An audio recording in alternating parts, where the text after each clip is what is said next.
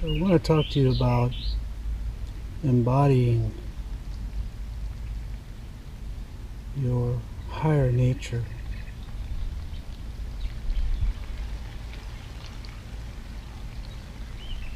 This can't be done without surrendering the lower nature. But in order to surrender the lower nature, one has to become accustomed to recognizing what the lower nature is.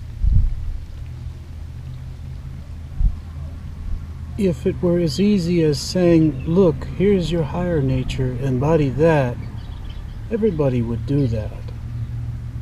But the difficulty is that the higher nature can't be seen. It's the place where your inner perception is occurring. The lower nature can be seen from that place already.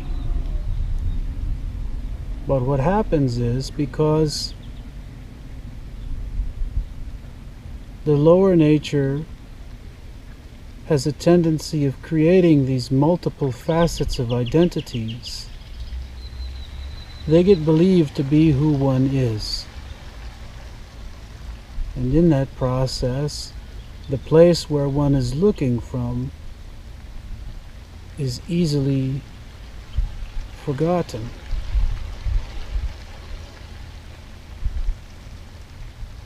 It's said in the scriptures that the body is the temple of the Holy Spirit.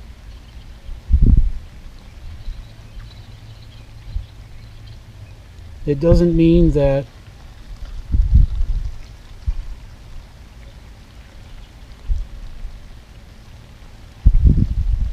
we have to manage in any particular way the temple in order for the Holy Spirit to move in. But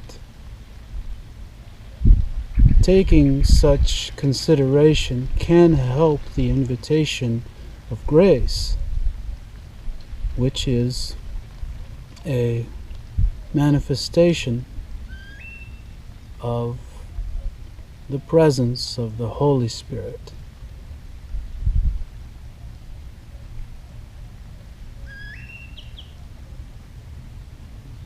That doesn't mean that it isn't already present, but the difference is in manifestation or the unmanifest. A communion with something sacred is some deeper place beyond division.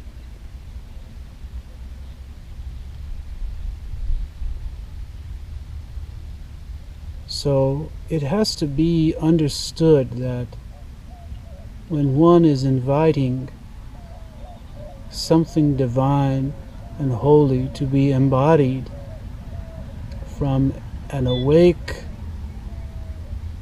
and conscious perspective,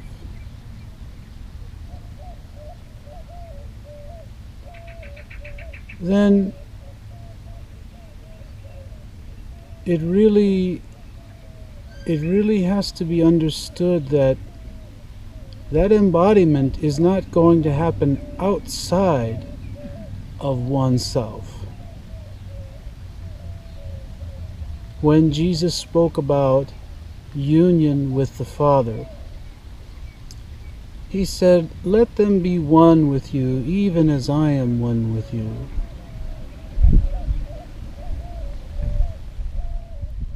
And so, to really understand that communion, that connection with holiness, with the sacred, with the divine,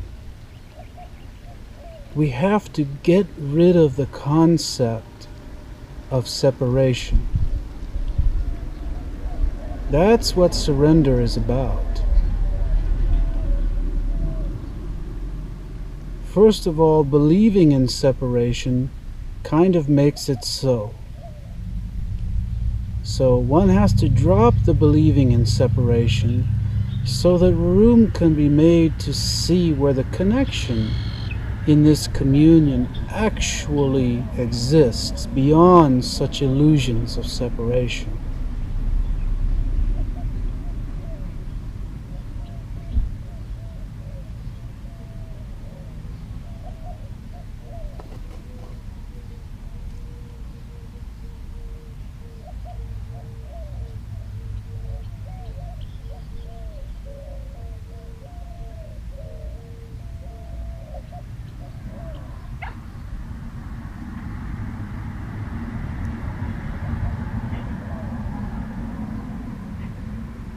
Expectations can get in the way if they are embodied.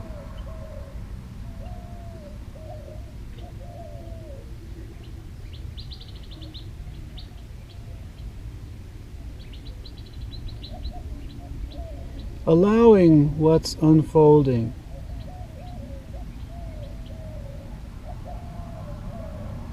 isn't really a matter of authority.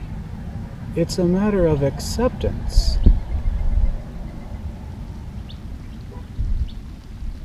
In this way, we can understand that there's a higher intelligence which doesn't really care so much about what we believe our personal authority has control over.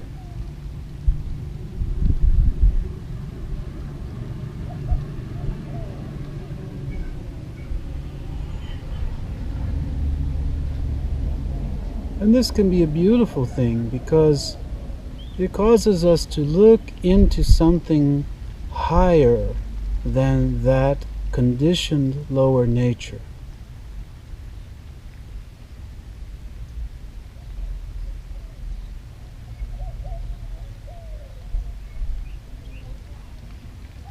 In order to reach a place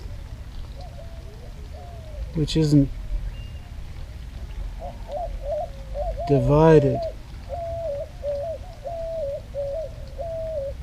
by conditioned patterns of thinking and the expectations that are contained by that conditioned identity of lack.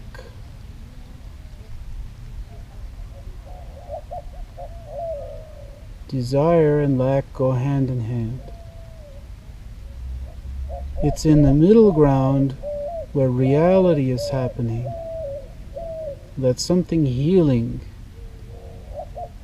can seem to replace that whole dynamic through what we could call transcendence.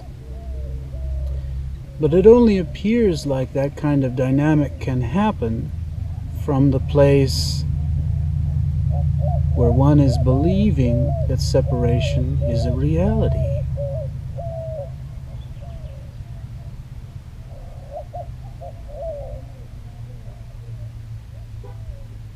Where the soul begins to grow is in the conscious embodiment of that purer place which is already in existence.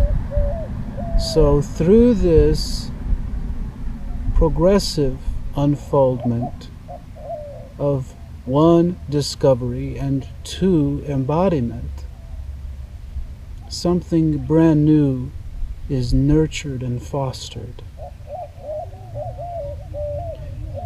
Such is a matter of growing into a deeper awareness, into something beyond that identity of victimhood, which can be conditioned only as long as unconsciousness and unawareness or forgetfulness are being embodied. As soon as one wakes up to the fact that the inner perception is beyond that conditioned possibility of victimhood, then one can see that the thoughts about the past and the thoughts about what happened that went wrong in the past They can be seen. So you can see that they can be seen.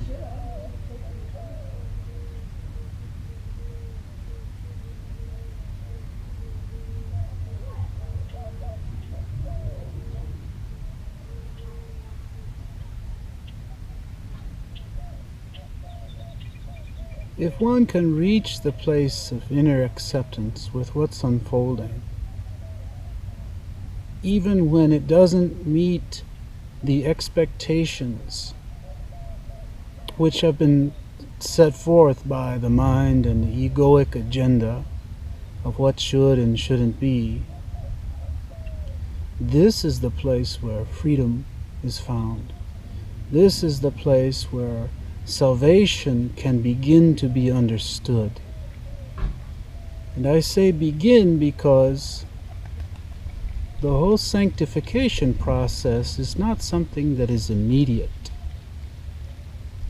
The spiritual events, when one invites grace and receives grace, which occur in that meeting and receiving, they happen after a certain degree of realization and depth of understanding beyond mental knowledge have been met.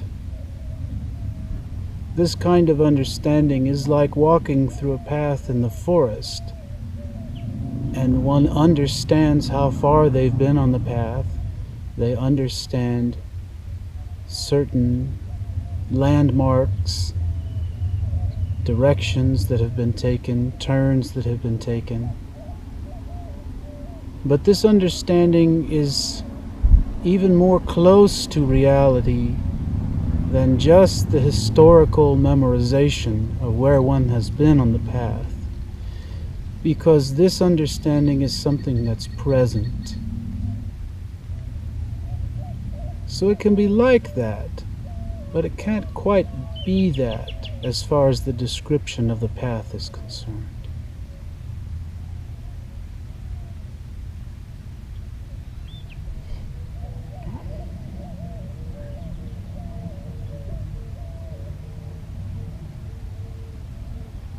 Yesterday's problems can only appear as a residual kind of energy today and right now.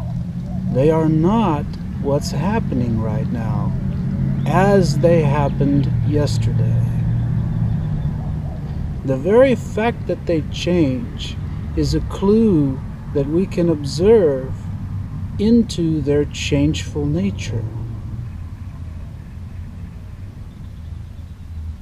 And because we can observe this changeful nature, any identity that would be mixed in with such lack or grievous occurrences, or perhaps regrets and remorse that something didn't go the way that it should have gone,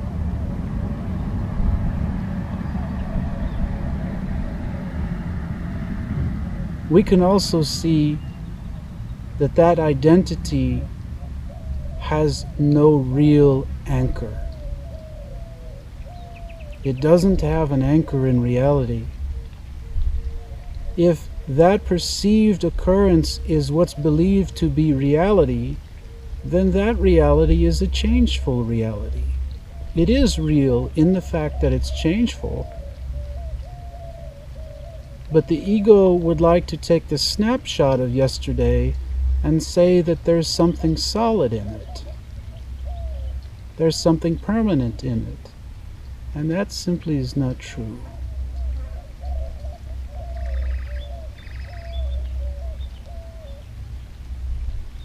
So there's a freedom in that. There's a freedom in understanding that any identity that gets mixed with yesterday isn't permanent. There's a pure identity which isn't involved in that. How do we get to this pure place? This is what the ego would like to know. How do I get there? Such is a projection of separation. Please see this. So the real answer to the question of how do I get there is to realize that the separation is false.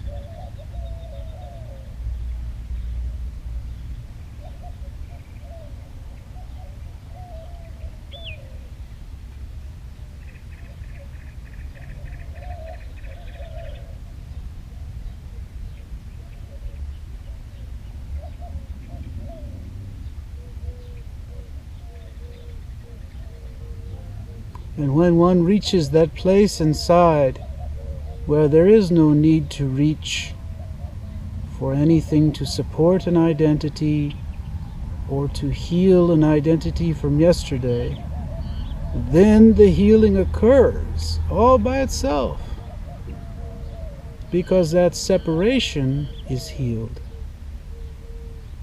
It's a false separation. In a way, it's an illusion that gets healed. But that feeling of wholeness isn't present until that illusion is dispelled.